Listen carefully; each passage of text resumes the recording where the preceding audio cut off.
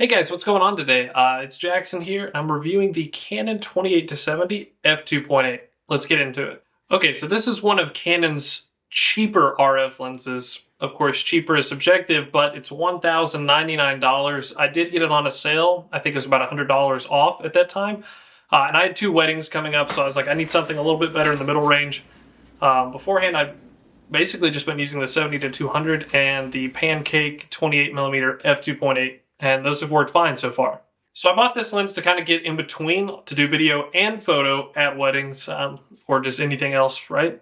Okay, so this lens is actually pretty small, as you guys can tell. I'll even open the lens cap right there. So there it is, of course. This lens does have image stabilization, which is very useful for video. Hopefully I can show you guys a couple of clips that I probably took trying to handhold some footage at a wedding. It, of course, has Canon's infamous control ring that I still have never used on any RF lens. I don't know if you guys actually do. Let me know in the comments below if you found a practical use for it. The only thing I can think of is ISO, but I just used the top right dial for mine. So initially when I got this lens, I actually thought it was broke. And probably most people do. So there's actually a little bit of a mark on the lens. What you have to do is throw the lens out to right there, and now it's 28-70. Beforehand, I guess it's something to do with saving money, keeping the lens compact. So when I first turned the camera on, it said you need to put it in shooting mode, and the image was blurry, so I thought it was actually broke. But after reviewing the outside of the lens, you guys probably found that out too, that all you got to do is put it into shooting mode, and then, so it's probably about an inch. And you have to always close that back. Definitely don't want to leave that and stick that back in your camera bag just in case something compresses onto it. So just be careful about that.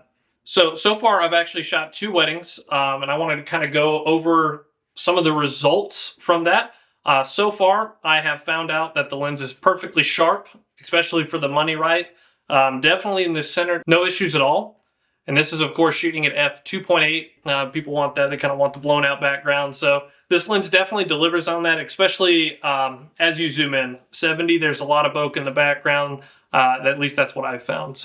And the second wedding I did, I actually was the second shooter, so I did a bunch of shots of the venue before people sat down, the area for the ceremony, the reception and so on like that, getting little shots of the rings and stuff like that, right? And I found no issue at all when it came to that. You can get in pretty close, especially when you're at 28. So you can kind of punch in and get shots of like the invitation, the rings, perfume, everything like that. No issues at all. I have the Canon R6 Mark II, if you guys don't already know that. And with this lens, no problem with the autofocus. Instant, grabs the eye 20 to 30 feet away, no problem at all. I actually don't think with that combo that I've really missed focus on any shot that I took that something didn't get in the way. So there's one shot where the confetti got blown out across the aisle.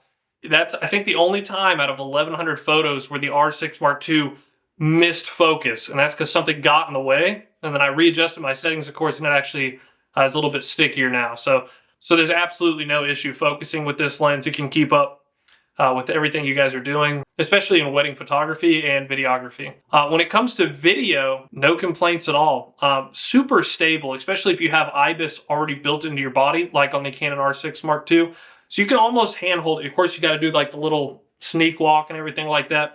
But you're going to have pretty stable image as long as nothing's shaking. Yeah, so for focus and video, perfect. I think the stabilization is also great. I think with the R6 Mark II, I think you get 8 stops roughly together when they work in combination. It is a little bit heavier than you would think. I think it's about a pound. I can put it up now.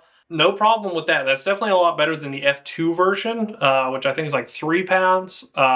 And for me, the $2,000 price difference is definitely not worth it. And also that lens doesn't have image stabilization, which at the moment I really would prefer to have, especially since I'm kind of like a hybrid shooter at weddings now. Either it's video or photo.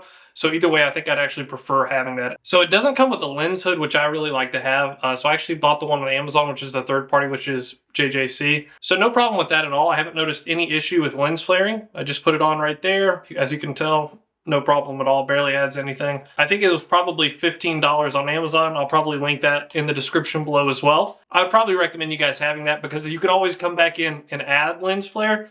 You can't always take it out. So definitely something to consider when buying this lens. All right, guys, so that's actually my review on the Canon RF28-270 f2.8 IS. Personally, I would recommend it to you guys. I think it's a great kind of in the middle lens, right? So it's not their upper L lenses, of course. You're lacking the red line, but no big deal. I think the quality, the stabilization, and the autofocus are all perfect on this lens, especially at the price point. But I appreciate you guys watching this video.